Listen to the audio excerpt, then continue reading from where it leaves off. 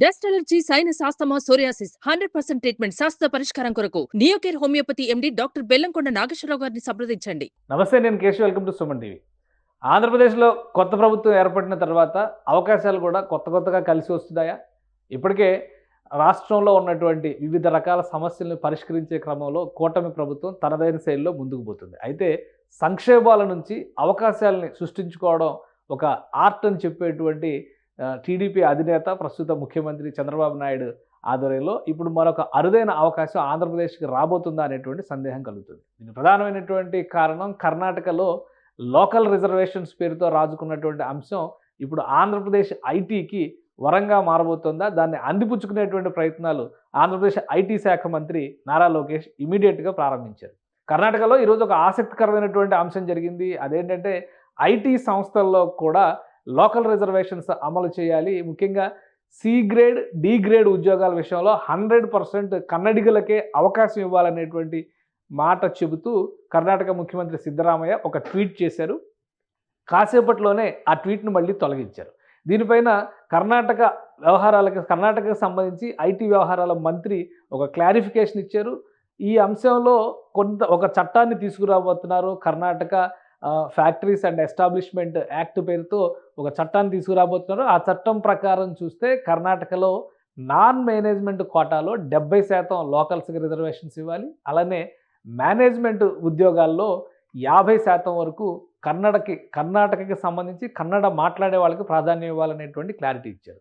ఈ అంశం పైన తీవ్ర స్థాయిలో ఐటీ ఇండస్ట్రీ నుంచి వ్యతిరేకత వ్యక్తం అవుతుంది. నాస్కామ్ దీనిపైన డిసప్పాయింట్మెంట్కి సంబంధించి ఒక క్లియర్ కట్ లెటర్ కూడా రిలీజ్ చేసింది.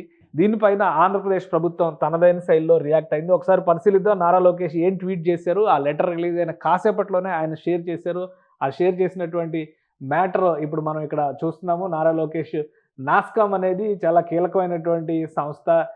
ఇది national association for software and సర్వీసెస్కి సంబంధించినటువంటి ఆర్గనైజేషన్ కాబట్టి దీనికి సంబంధించిన ఇండస్ట్రీలో జరిగేటువంటి ఏ పరిణామం అయినా కానీ ఈ సంస్థ తీసుకునేటువంటి అంశాలపైన ఆధారపడి ఉంటుంది.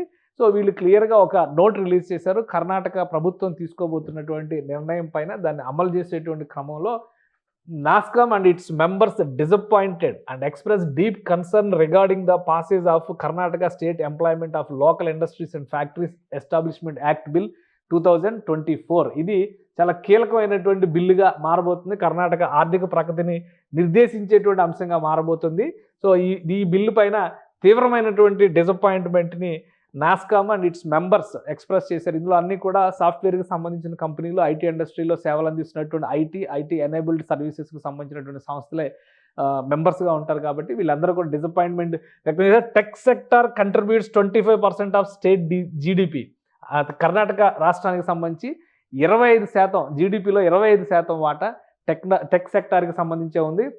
Houses A quarter of the countries digital talent over 11 అంటే ఆల్మోస్ట్ ఇది ఒక పావు వంతు దేశంలోనే డిజిటల్ టాలెంట్కి సంబంధించి పావు వంతు కర్ణాటక నుంచే రిప్రజెంట్ చేస్తున్న పరిస్థితి ఉంది. అలానే ఓవర్ 11,000 స్టార్టప్స్, 11,000కు పైగా స్టార్టప్స్ కర్ణాటక అంటే బెంగళూరు, కర్ణాటక కేంద్రంగా పనిచేస్తున్నటువంటి పరిస్థితి ఉంది. సో ఈ చట్టాన్ని కనుక తీసుకొస్తే చాలా తీవ్రమైనటువంటి ఇబ్బందులు ఎదుర్కోవాల్సి ఉంటుంది. అలానే డిజిటల్ టాలెంట్ విషయంలో ఇక్కడ కొన్ని అంశాలని విశ్లేషించేటువంటి ప్రయత్నం చేశారు. ఇది గ్లోబల్ టాలెంట్, గ్లోబల్ ఎరీనా కాబట్టి అవసరాన్ని బట్టి globally there is a huge shortage of skilled talent and Karnataka despite the large pool is no exception. కర్ణాటకలో కూడా అటువంటి ఈ విషయంలో అంటే ఈ టాలెంటెడ్ సెక్టార్కి సంబంధించినటువంటి వనరుల్ని సమకూర్చుకోవడంలో కర్ణాటక కూడా పెద్ద మినహాయింపు కాదు. కాబట్టి ఇలాంటి నిర్ణయాలు తీసుకోవడం వల్ల ఇండస్ట్రీ దెబ్బతినేటువంటి ప్రమాదం ఉందంటూ ఒక లేఖ రిలీజ్ చేశారు. ఈ లేఖని షేర్ చేస్తూ నారా లోకేష్ ఒక ట్వీట్ చేశారు. ఆ ట్వీట్ సారాంశం ఒకసారి మనం చూద్దాం. We understand your disappointment.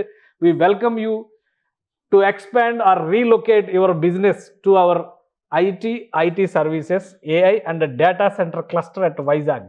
So Andhra Pradesh నుంచి ఒక భారీ ఆఫర్ నారా లోకేష్ ఇచ్చారు. ఆ ఆఫర్ ఏంటంటే ఆ డిసప్పాయింట్మెంట్కి సమాధానంగా మీరు ఇక్కడ సర్వీసెస్ని ఎక్స్పాండ్ చేయొచ్చు. ఇప్పటికే వైజాగ్లో ఒక ఐటీ క్లస్టర్ని ఏర్పాటు చేశారు. గత 2018-19 నాటికే ఒక ఐటీ క్లస్టర్ పనిచేస్తుంది. బ్లాక్ చైన్ టెక్నాలజీకి సంబంధించి అలానే ఏఐ టూల్స్కి సంబంధించి కూడా అక్కడ కంపెనీస్ని ఆహ్వానిస్తూ వైజాగ్లో ఐటీ కేంద్రంగా డెవలప్ చేయాలనేటువంటి ప్రతిపాదనని అప్పుడు ప్రభుత్వం చేసింది. సో దాన్ని ప్రతిపాదిస్తూ IT services, AI and data centres క్లస్టర్స్లోకి మీరు ఎంటర్ కావచ్చు. అలానే we will offer you best in class facilities, uninterrupted power infrastructure and the most suitable skilled talent for you IT enterprise with no restrictions from the government. ఇది క్లియర్గా నారా లోకేష్ చెప్పినటువంటి మాట. ప్రస్తుతం రాష్ట్ర ఐటీ శాఖ మంత్రిగా ఉన్నారు కాబట్టి Andhra Pradesh is ready to welcome you, please get in touch అని చెప్పని ఒక ఓపెన్ ఆఫర్ ఇచ్చారు. ఆల్రెడీ చంద్రబాబు నాయుడుకి టెక్నాలజీకి సంబంధించి అనేక భారీ సంస్థలతో సత్సంబంధాలు ఉన్నాయి.